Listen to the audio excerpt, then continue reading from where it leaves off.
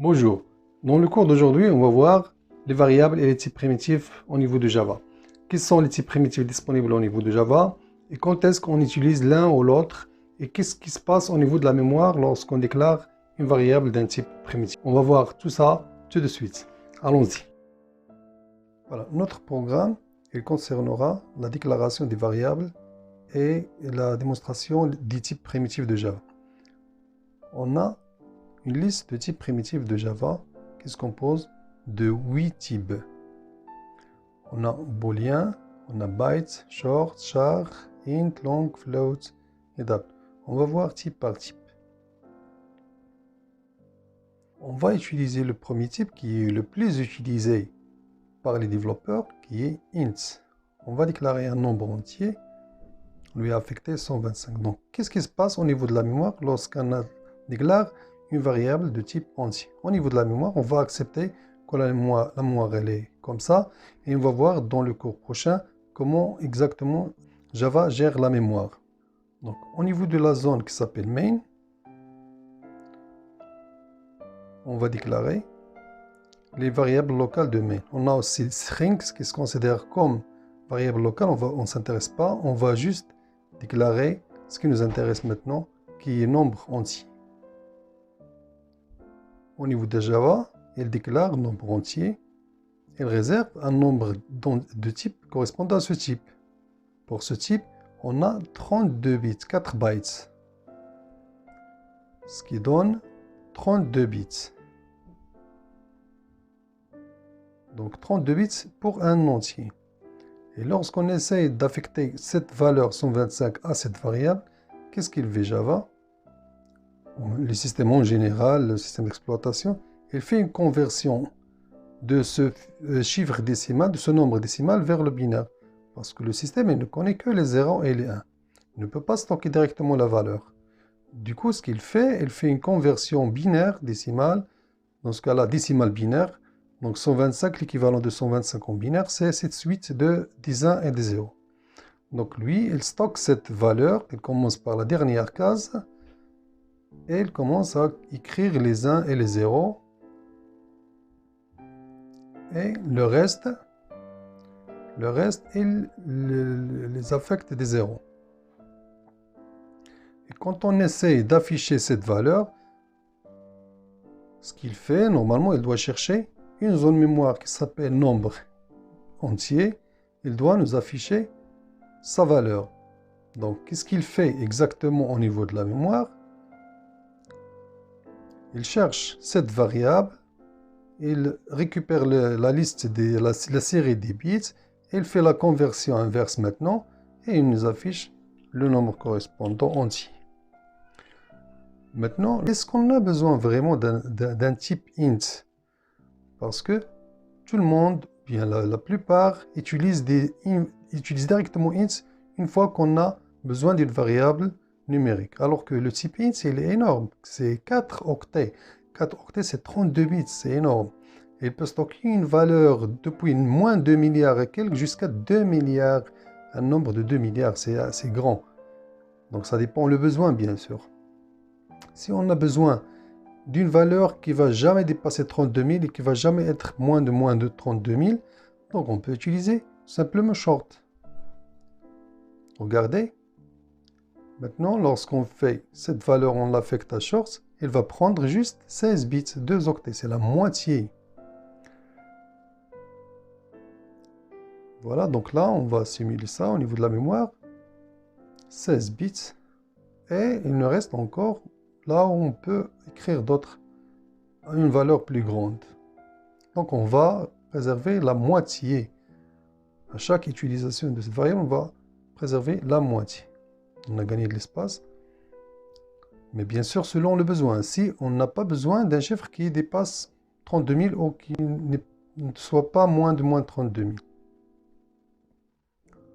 On a aussi un autre type qui est bytes, qui utilise juste un octet. Il part de moins 128 jusqu'à 127. Donc bytes, déjà, c'est le nom, il est parlant. Bytes, c'est octet. Donc, on simule ça. Il ne va jamais dépasser 127. Et on va simuler ça au niveau de la mémoire. Donc on va réserver 8 bits qui va nous donner le chiffre 127 ou jusqu'à moins 128. Si on affecte par exemple une valeur qui est plus de 127, donc là, le compilateur, il va refuser. Cannot convert from int to bytes. Il la considère déjà comme c'est entier, on essaie de l'affecter à un byte. On a un type qui est long, il est plus grand que int, qui utilise 8 bytes, 8 octets, ce qui donne 64 bits. Donc long, il peut contenir plusieurs milliards. Comme je dis toujours, ça dépend le besoin. Si on a besoin d'un grand nombre entier, on peut utiliser long. C'est le double de entier. Donc c'est juste pour imaginer la zone mémoire qu'il va réserver pour cette. On a floats qui contient une virgule flottante, mais il est comme long au niveau de la longueur. C'est 4 bytes, c'est-à-dire 32 bits, sauf qu'il contient la virgule flottante. Il contient une partie entière et une partie décimale. Voilà, donc, sauf que le système, il considère que c'est comme si double, on va voir tout à l'heure double, on doit le forcer avec F. Voilà, donc il l'a affiché. Et double, c'est le plus grand type pour les décimales. Il prend aussi 64 bits, c'est comme long, sauf qu'il contient une virgule flottante. On a aussi booléen, c'est le type le plus petit. Il ne contient qu'un seul bit, c'est pas byte, mais un bit, ça veut dire soit 1, soit 0. Donc, il contient soit false, soit true. Si 0, c'est false. Si 1, c'est true. On va simuler ça au niveau de la mémoire. On appelle statut. Et la réservation se fait au niveau d'un seul bit. Donc, soit 0 pour false, soit 1 pour true. Donc, ça, c'est le type le plus petit.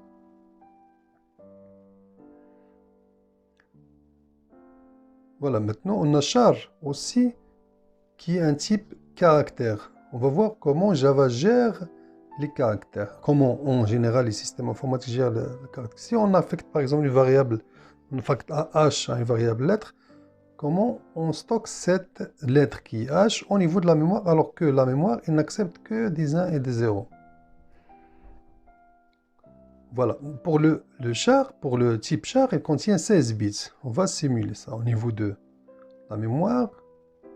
Donc, il contient 16 bits. Il va réserver 16 bits, ce qui fait 2 octets. Mais ça n'existe pas d'affecter H directement au niveau de la mémoire, ça n'existe pas. Donc, qu'est-ce qu'il fait? On a ce qu'on appelle le code ASCII. Si on va à Google, c'est la première ligne. Voilà, chaque caractère spécial, au caractère, une lettre majuscule ou minuscule ou un chiffre, il correspond à un numéro. Ce qu'on appelle le code ASCII. Si on a H majuscule, c'est pas H minuscule. On doit chercher sur H minuscule qui correspond à 104. Donc, lui, le système, il récupère le code ASCII de chaque caractère. Il le considère comme int. C'est comme il traite les entiers. Il fait la conversion en binaire, une série des 1 et des 0, et les stocke au niveau de la mémoire, comme ce qu'on a fait au niveau de tous les types numériques. Mais, sachant bien que cette série binaire, elle ne correspond que à H minuscule. Voilà. Quand on cherche de l'afficher, qu'est-ce qu'il fait? L'opération inverse. Il récupère cette suite des 1 et des 0, il fait la conversion inverse, il trouve qu'il correspond à 104 comme code entier, il va au tableau de code ASCII, il cherche, il trouve que 104, il correspond à la lettre H minuscule, et il l'affiche. Voilà, c'est comme ça qu'il traite. Si on veut afficher le code correspondant à cette lettre, on a 104. Il faut juste le convertir en int, on appelle le casting. Voilà 104. Et bien voilà, c'est comme ça on a vu tous les types primitifs de Java. Voilà, c'était tout ce qui concerne les types primitifs et les variables de type primitif au niveau de Java. Dans le cours prochain, on va voir les types, ce qu'on appelle les types complexes ou bien les classes. Une classe, c'est un type complexe qui se compose de plusieurs types primitifs ou d'autres classes. On va voir tout ça dans le cours prochain.